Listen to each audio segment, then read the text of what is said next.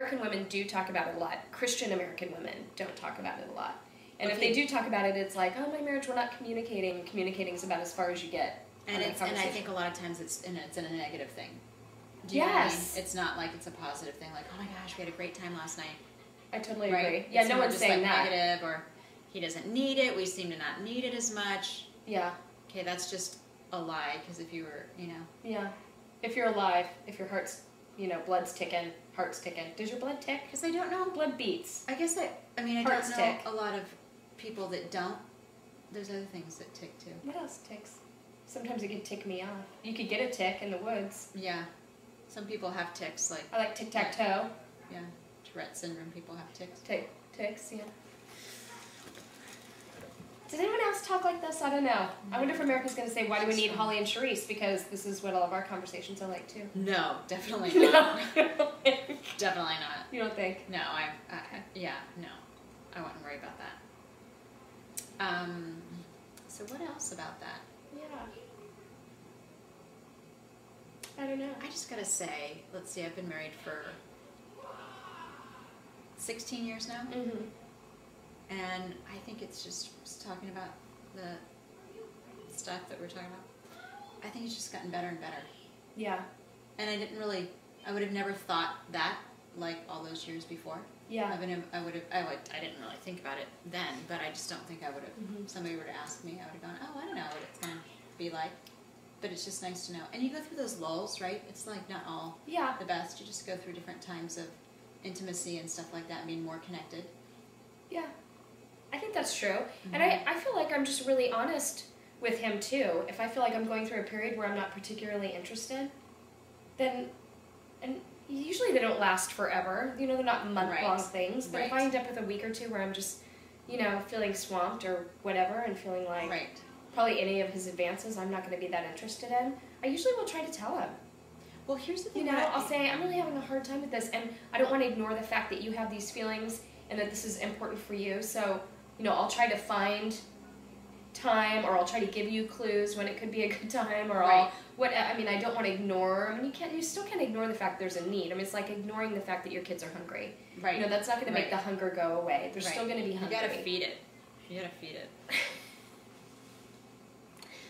But it is true, sometimes we have really big things going on in our lives, and sometimes, he's just going to have to suck it up, because it's been a couple of weeks, and you can't, because you've got too many, not like soccer, but you maybe have tragic things going on, where emotionally you can't get there. And I think sometimes, too, though, when you know that you're in that place, I think sometimes if you make that little advance, before they make that advance, that you feel like you're the one controlling it a little bit more, then you're going to want to do it too. So, like, if you think that you're in that place, like, oh my gosh, I know he wants it, I so don't want to do it. Yeah. But if you're the one that says, in the afternoon or in that morning, hey, what about, a little later or something, looking really cute today, and he may not take you up on it, but just for him to know that you're still attracted to him is a big, big thing. Yeah. And it may happen that night, and it may not happen that night.